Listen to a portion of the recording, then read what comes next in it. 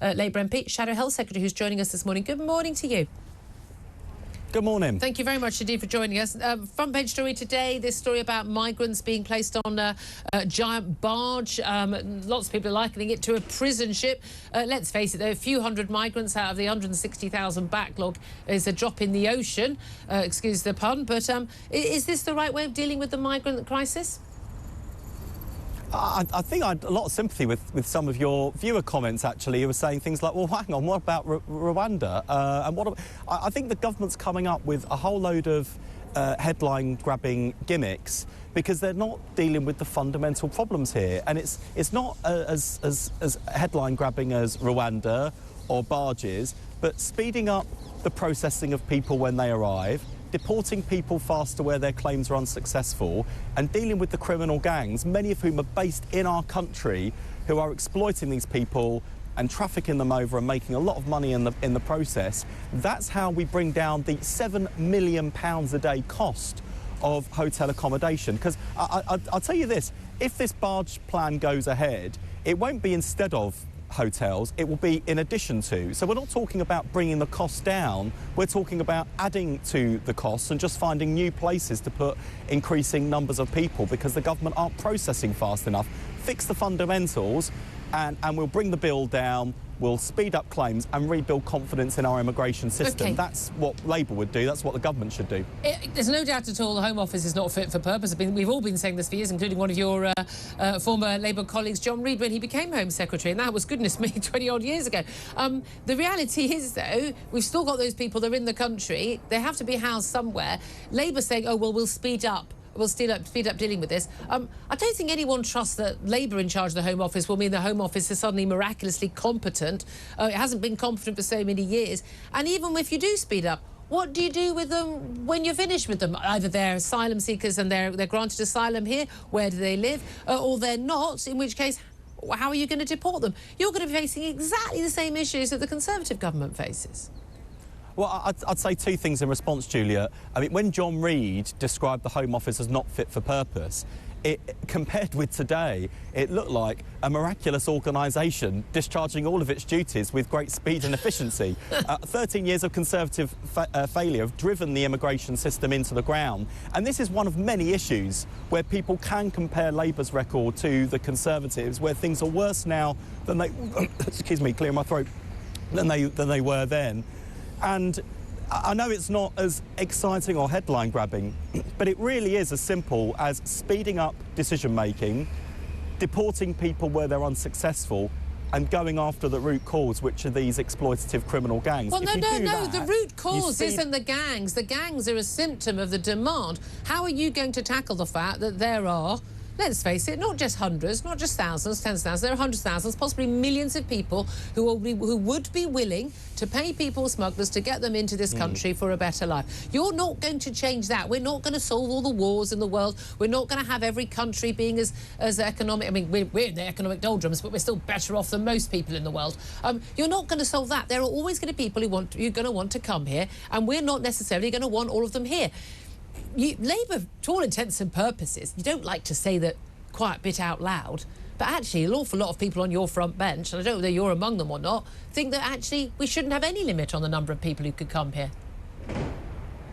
Well, I just don't think anyone serving in Keir Starmer's team who wants to form part of the next Labour government believes in open borders. They give us a number. How many asylum seekers should we take, and how many legal routes should we open? I mean, I think you do make a sort of fair point about the deeper causes of movements of populations of migrant crises, and that's why when we were in government we were an international development superpower. Actually, we're punching well above our weight on the global stage in terms of leadership on development and playing a global role. And it was, I mean, partly about doing the right thing and discharging our kind of moral responsibility as one of the world's leading economies to support those less fortunate. But there was also a huge dollop of national self-interest in there, because where you've got conflict, where you've got poverty, where you've got famine, it does drive migrant crises. Because if we were in that situation, of course we'd be looking for a better life elsewhere. But how many? Give me a number. We can support countries to stand on their own feet. We can do all that. we can do as much as we can. There are still going to be countries at war. There's still going to be people who want to come to this country. How many are we going to take? Give us a number. Yeah. Well, unlike the Tories, Julie, I'm not daft enough to make promises that Labour can't keep. What we will do so you wouldn't be able to is keep speed up decision-making, send people back where they have no right to be here. How? How are you going to send them back? They don't want to come back to their... If you process their claims and make a decision, you can send people back. That's not the issue. The issue is that I think it's around 1% of small boat arrivals in the last year have had their claims processed. This is crackers. And let me tell you, as a constituency MP who deals with a wide range of immigration issues, from family visas for people wanting to come to weddings and funerals, right through to people who are in hotels in my constituency wanting a decision, it is so frustrating dealing with the Home Office to try and get any kind of update, any kind of decision taken. And if we speed that up, that's how we bring down the £7 million a day bill. I don't see how you're going to be able to support these people when the Conservatives haven't been able to. These countries, we understand 90% of people arriving on the boats don't even have any ID on them. But the clue, Julia, is in the fact that we're talking about Rwanda, we're talking about barges, we're talking about any headline-grabbing gimmick they can come up with. I mean, do you remember Priti Patel's wave machine in the English Channel? I mean, that was probably the daftest idea of the lot.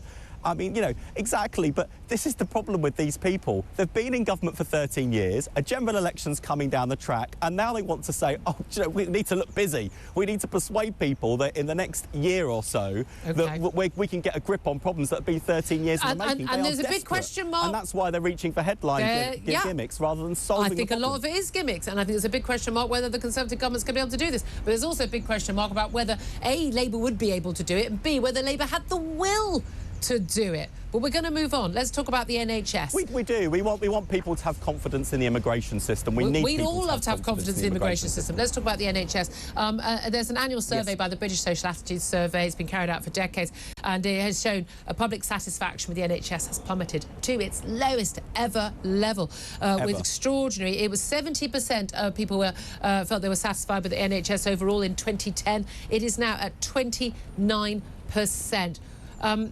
I'm just still amazed there are 29% who are satisfied with NHS services. Are you among them? You've had a number of NHS treatments over the recent years, spoken very openly about it. Do you think the NHS is fit for purpose?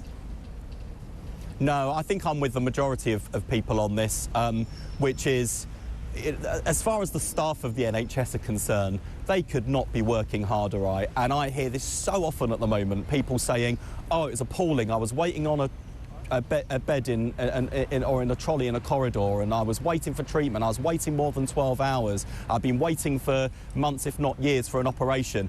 Can't fault the staff, though. They're doing their absolute best. I think that's where people are in the country right now. But when emergency services are broken down to the extent they have, waiting lists longer than ever, waiting times dangerously high in terms of things like cancer treatment, which obviously I know about from my own experience with kidney cancer, that the system is fundamentally broken, and the Conservatives can't blame the pandemic however much they want to. Of course that's made things more difficult, of course it has, but we had record waiting lists before the pandemic, big staff shortages before the pandemic, and that's why Labour's got a plan to deliver the biggest expansion of NHS staff in history, funded by abolishing the non-dom tax status, because unless the NHS has the staff it needs, we're not going to get patients seen on time. I know about NHS funding not going up commensurate with the extra need of people getting older over the Cameron years. Let's not go into all of that. But the reality is the NHS has got huge amounts of money. What we all can't work out is where the heck it's going. You say the staff are all wonderful. They're not all wonderful. They're not all doing a good job. I spent a lot of time in a hospital with an ageing relative back in 2019. I can tell you there were a heck of a lot of staff doing absolutely bugger all an awful lot of the time. Almost half of the staff of the NHS don't even work on clinical front line. They're not cleaners or porters. A lot of them are admin. We know there needs to be a huge amount of admin, but you know, the amount of people who are paper pushers in the NHS, the amount of managers we've got. I mean, the idea you've got managers, you can't recruit a member of staff, but then they're going to pay an agency staff member 5 times as much to do the same job. Does that tell you that everyone's good at their job in the NHS? Because it doesn't tell me that. Well, where the NHS does need to spend money better is, and you mentioned the £3 billion on agency costs. If you're not paying your regular staff enough and providing them with the flexible shifts they need to balance things like childcare responsibility or caring for older relatives, bad management. We need to sack those managers. To agencies. But look, I think there is a challenge around agency costs and bringing them down. I think the other thing is we're spending money in the wrong places because we don't do enough at the front door of the NHS in primary care with more GPs, better access to community pharmacy and community hubs of the type that Labour's proposing. We end up people going to A&E instead, and instead of costing 40 quid for a GP appointment, it costs around 360 quid to go to A&E. So there is absolutely a price of Conservative incompetence and mismanagement over more than 13 years, and that's why Labour's making an argument that says, look, as the last Labour government showed actually, it's investment but also reform that really makes a big difference. And not only have the Conservatives ruined our immigration system and our NHS, they've also left the coffers bare in the public finances. So reform is going to have to do more of the heavy lifting. The coffers are bare after a banking crisis and lockdowns, which your party supported dealing with. Let me ask you finally about vapes, highly addictive fruit-flavoured vapes.